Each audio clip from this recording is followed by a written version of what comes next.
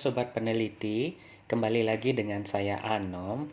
Kali ini kita akan bahas bagaimana sih sebenarnya cara untuk mencari jurnal gratis yang sebenarnya jurnal itu berbayar atau close access.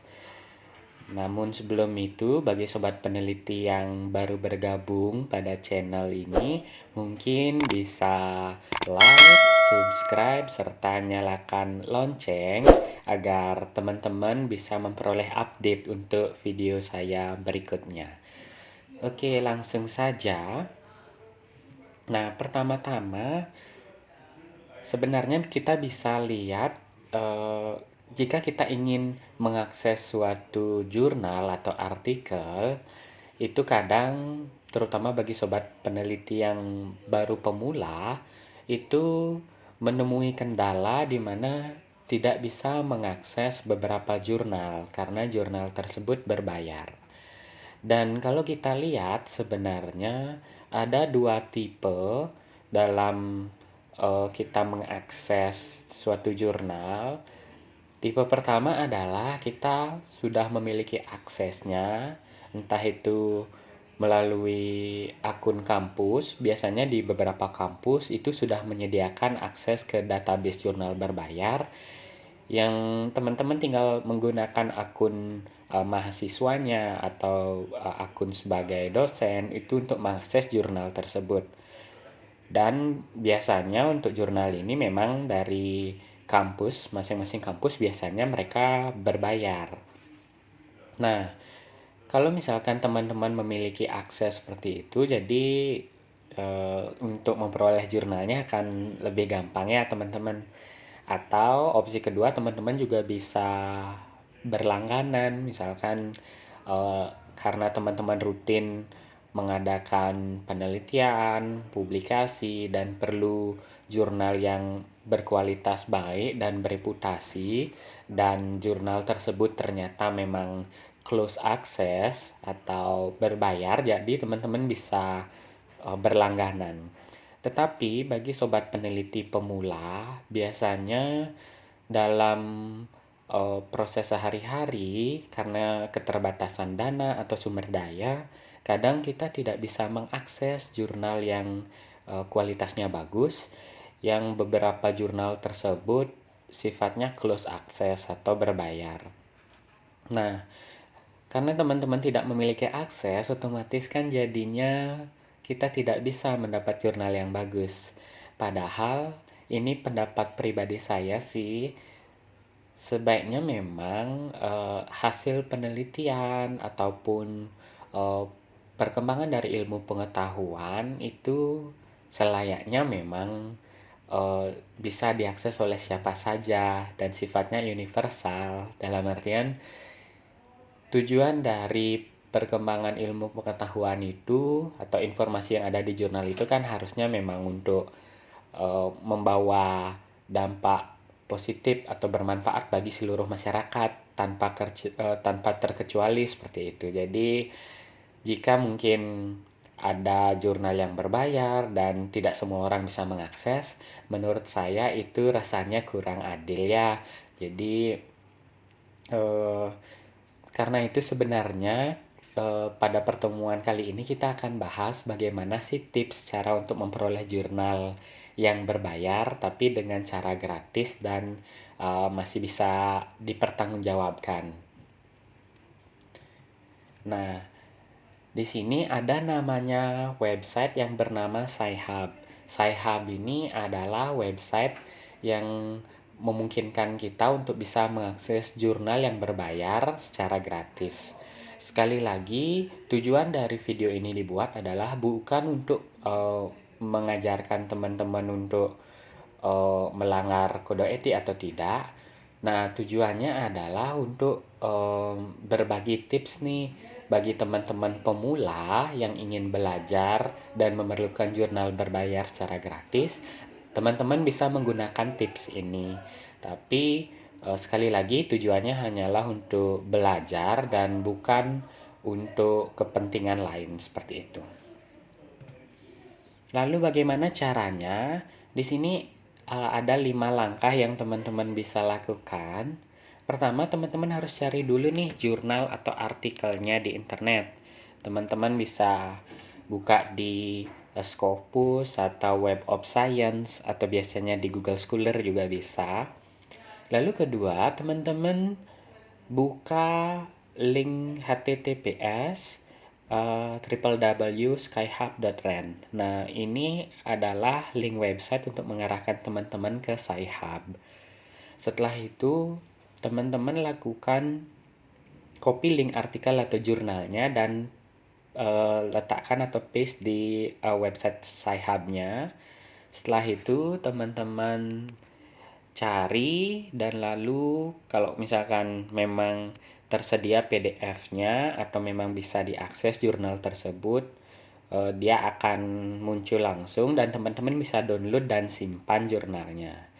Dan yang saya tekankan di sini adalah poin nomor 5, yaitu jika teman-teman ingin melakukan publikasi atau untuk membuat tugas yang menggunakan artikel pada jurnal tersebut, idealnya dan harapannya memang agar tidak menyalahi kode etik, teman-teman harus menggunakan sitasi.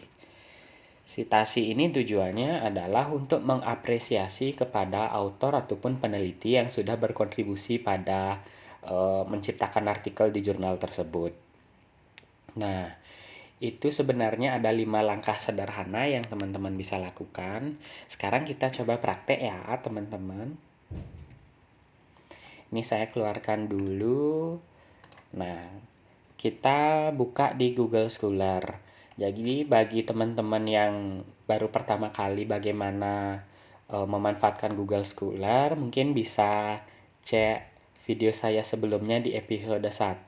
Di sana sudah dipaparkan bagaimana tips, trik untuk bisa memanfaatkan Google Scholar dalam pencarian literatur yang efektif dan efisien. Oke, teman-teman. Nah, misalkan di sini saya ingin mencari artikel dengan kata kunci HIV, COVID-19, dan juga mental health. Nah, akan ketemu banyak sekali artikel dan setelah saya buka, di sini memang ada 2 jenis artikel yang kita temukan kalau dilihat dari sisi aksesnya ya, teman-teman. Tipe pertama itu yang namanya open access. Ini salah satu contoh artikel yang saya temukan.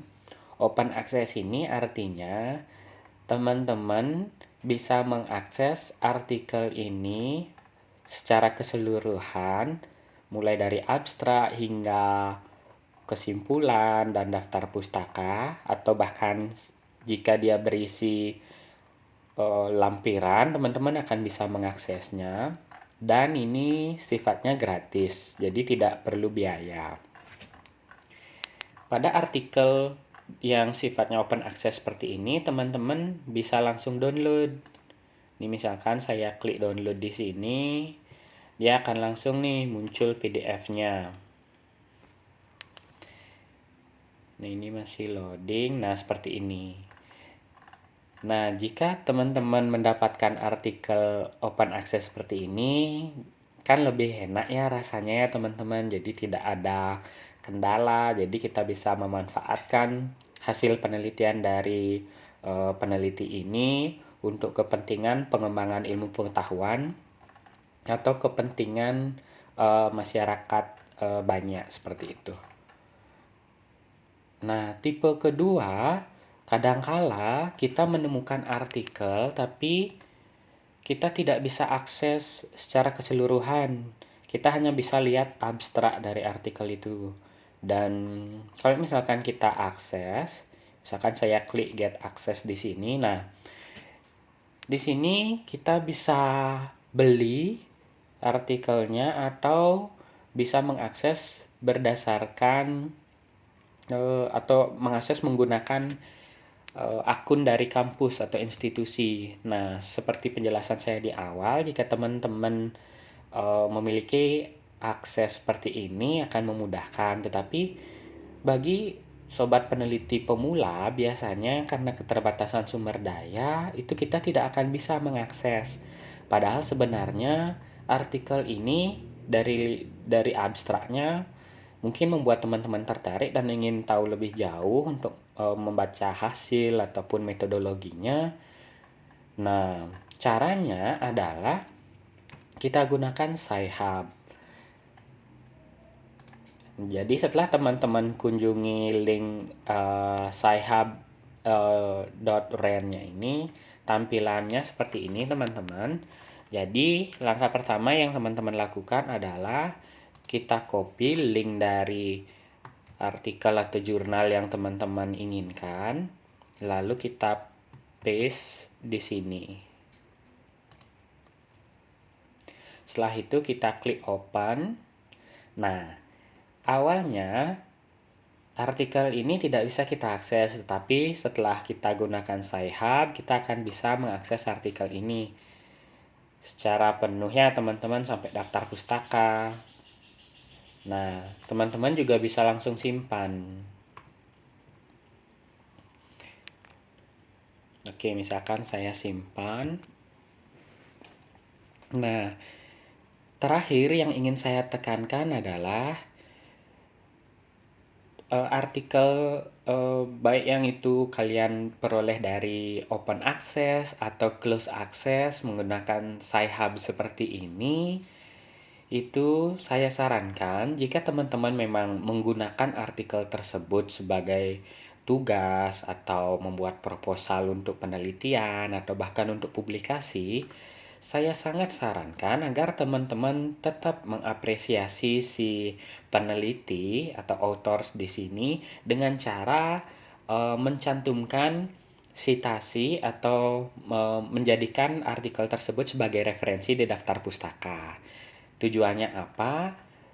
Tujuannya adalah kita untuk mengapresiasi para peneliti tersebut karena pekerjaan yang mereka lakukan itu sudah sangat membantu kita seperti itu, dan harapannya semakin banyak artikel yang dijadikan referensi pada penulis tersebut itu juga akan secara tidak langsung membantu si penulis atau peneliti tersebut untuk meningkatkan levelnya dan juga agar mereka bisa berkontribusi lebih aktif lagi dalam pengembangan ilmu pengetahuan untuk kebaikan bersama. Oke teman-teman, jadi mungkin sekian yang dapat saya sampaikan pada kali ini. Dan bagi sobat peneliti, tetap stay tune ya untuk ngikutin video ini. Dan sekali lagi, saya ingin menekankan bahwa video ini dibuat untuk sebagai sharing dalam proses pembelajaran, dan saya sebagai